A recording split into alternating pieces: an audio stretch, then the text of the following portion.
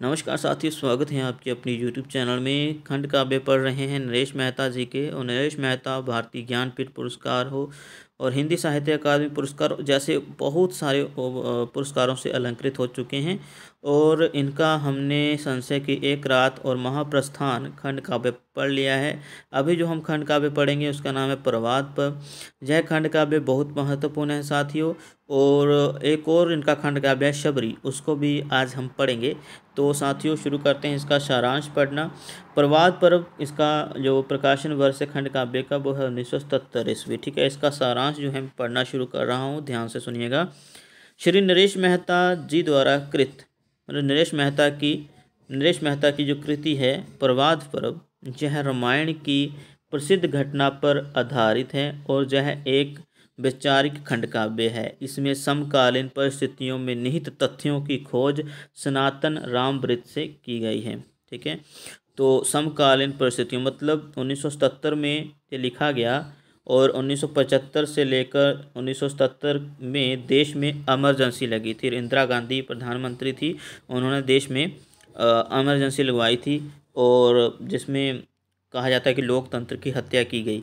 बस उसी को आधार बनाया गया है इस कथा के माध्यम से। ओके, तो आगे क्या है देख लेते हैं। व्यक्ति, प्रशासन या लोकतंत्र बनाम राजतंत्र की समस्या पर प्रश्न चिन्ह उठाया गया है। इमरजेंसी में एक प्रकार से सत्ता जो है वो राजतंत्र बन जाती है। लोकतंत्र की बजाय लोकतंत्र का खात्मा हो जाता है, अभी राजतंत्र कायम हो जाता है जब भी इमरजेंसी लगती है। सब फैसले जो है वो कोई एक व्यक्ति लेता है, जा कह सकते हैं मंत्रिमंडल लेता है, जनता के हकों को मार दिया जाता है। ठीक है, तो इमरजेंसी बहुत बुरी चीज़ होती है।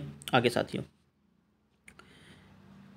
प्रवाद पर्व इतिहास मतलब अभी प्रवाद पर्व जो रचना है साथियों, उसके सर्ग के बारे में बताया जा रहा है। इतिहास और प्रति इतिहास जो पहला सर्ग है, प्रति इतिहास और तंत्र जो दूसरा सर्ग है, शक्ति एक संबंध एक साक्षात तीसरा संबंध है, माफ़ करिएगा तीसरा सर्ग है।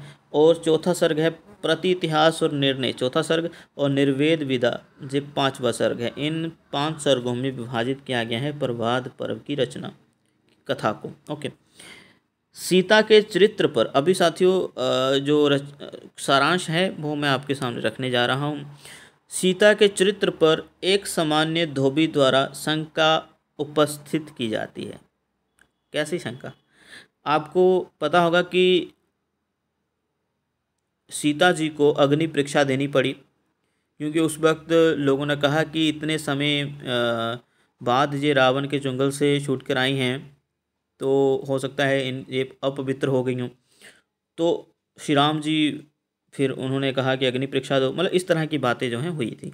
आपने रामायण देखी होंगी, बिल्कुल गहराई से नहीं जाएंगे हम, तो यही पढ़ते हैं। सीता के चरित्र पर एक सामान्य धोबी द्वारा शंका उपस्थित की गई, ऐसा माना जाता है। परिणाम स्वरूप उत्पन्न स्थिति इस खंड काव्य की केंद्र बिंदु है। ठीक है, और यही स्थिति जो है इस खंड काव्य के केंद्र में रखी गई है। उस युग में भी जब सीता के अग्नि परीक्षा देने पर भी एक सामान्य धोबी ने सीता के चरित्र पर उंगली उठाई थी, तब राम ने उसे दंडित भी नहीं किया। उस धोबी को जिसने ये कहा कि सीता तो अपवित्र हो गई हैं, ठीक है, अगर पवित्र हैं तो इनको अग्नि परीक्षा देनी पड़े, मतलब राम ने उस धोबी को दंडित भी नहीं किया जिन्होंने जो आरोप लगाया, उंगली उठाई, और ना ही राजद्रोह के अपराध में सजा दी। ठीक है ना, तो धोबी को ना तो दंडित किया ना ही राजद्रोह के अपराध में कोई सजा दी। यही होता है साथियों लोकतंत्र। ठीक है ना, जहाँ पर एक छोटे से छोटा बंदा भी, आदमी भी, कोई भी शख्स जो है आवाज़ उठाए और उंगली उठाए सत्ता के ऊपर जो उंगली उठाए, वहीं पर लोकतंत्र जीवित माना जाता है। इस कथा के माध्यम से यही बताया गया है।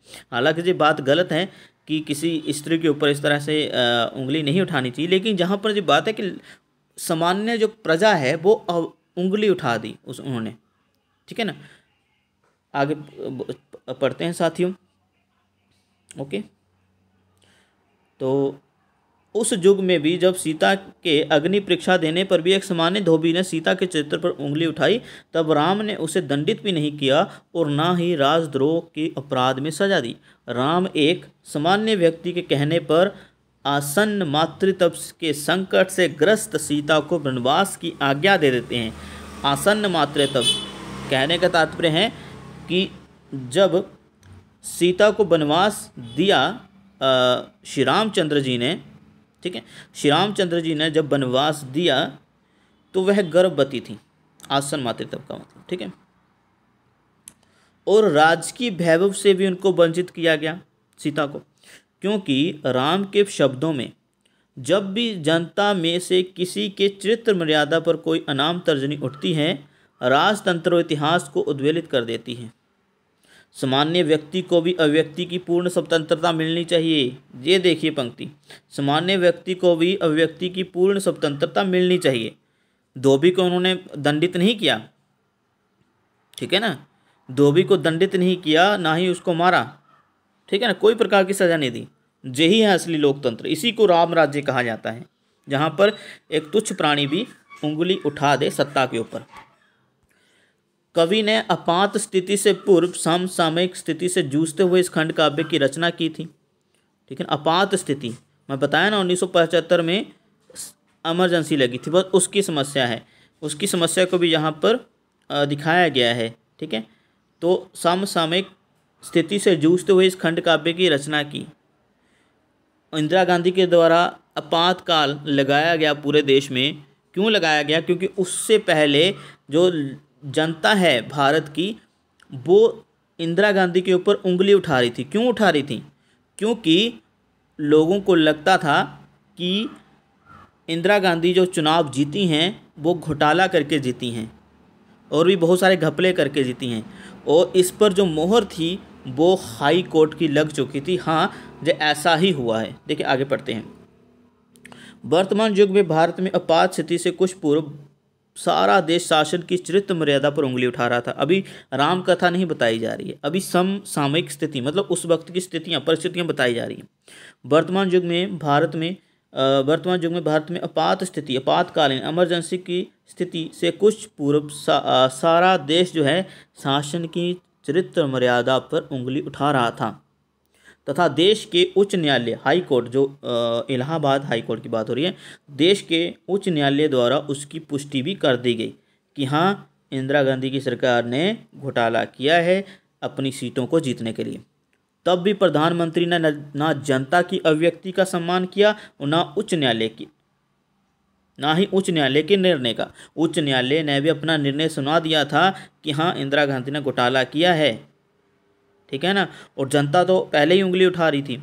तो इंदिरा गांधी ने क्या किया, रातों रात ही रेडियो पर अनाउंस करवा दिया कि इमरजेंसी लग रही है क्योंकि देश में स्थितियाँ बिगड़ रही हैं। ये देखो। और राम ने क्या किया था, श्री राम ने एक धोबी के कहने पर अपनी पत्नी को वनवास दे दिया, वो गर्भवती थी। वो होता है लोकतंत्र, जहाँ पर एक सामान्य जनता भी शासन के ऊपर उंगली उठाए और राजा को वो बात माननी पड़े, ठीक है ना। जैसा आगे साथियों, व्यक्ति और शासन के अधिकारों की इस समस्या पर वैचारिक प्रश्न लगाया गया है। शासन के प्रति उठने वाली यह उंगली जनता में एक जलता प्रश्न उत्कीर्ण कर देती है। तब इतिहास को प्रति इतिहास में बदलने की शक्ति होती है। इसलिए उस तर्जनी के लक्ष्य व्यक्ति अथवा सत्ताधारी के लिए स्वयं को इतिहासहीन बना लेना उचित है, क्योंकि राजा, राजतंत्र या इतिहास पुरुष के विरुद्ध साधारण जनता की आवाज़ का सहस मात्र द्वेष से नहीं होता। प्रति इतिहास को समाप्त करने की अपेक्षा परीक्षा देना और उस पर खरा उतरना अधिक उचित होता है। कवि इतिहास की अपेक्षा सत्य के मूल्य को स्वीकार करता है।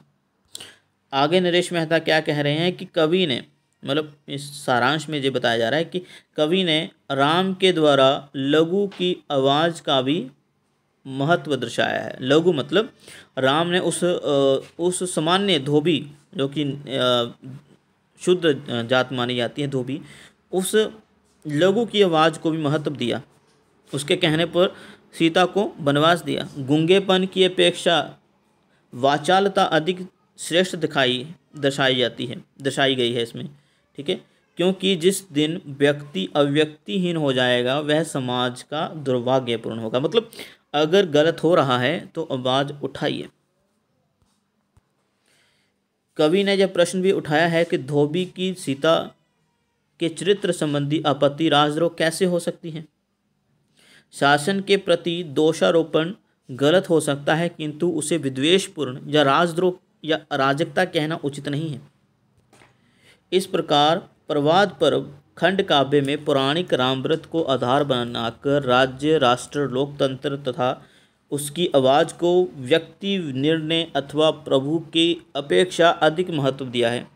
इस रचना को मूल उद्देश्य अव्यक्ति की स्वतंत्रता में आने वाली राजनीतिक बाधाओं को प्रकट करना है। नाटकीय निर्देशों से युक्त नाटकीय शैली में रचित यह एक सर्गबद्ध रचना है। इस समस्या मूलक खंड काव्य की अव्यंजना प्रणाली नाटकीय है। कवि ने पौराणिक कथा को बिना ठेस पहुंचाए इसमें समकालीन अर्थवत्ता की तलाश की है और यह खंड काव्य भी उच्चतम कोटि में माना जाता है। तो साथियों, प्रवाद पर्व खंड काव्य बहुत अच्छा खंड काव्य है। ठीक है, इसमें लोकतंत्र की महत्वता के बारे में बताया गया है और राजतंत्र किस प्रकार से जनता का गला घोट देता है उसको भी बताया गया है। तो साथियों, इस वीडियो में इतना ही, और हमने तय किया था कि शबरी खंड काव्य भी हम पढ़ेंगे इसी वीडियो के साथ ही, लेकिन ये वीडियो लंबी हो जाएगी, तो अगली वीडियो में हम शबरी खंड काव्य आपके सामने प्रस्तुत करेंगे। धन्यवाद, ध्यान रखिए।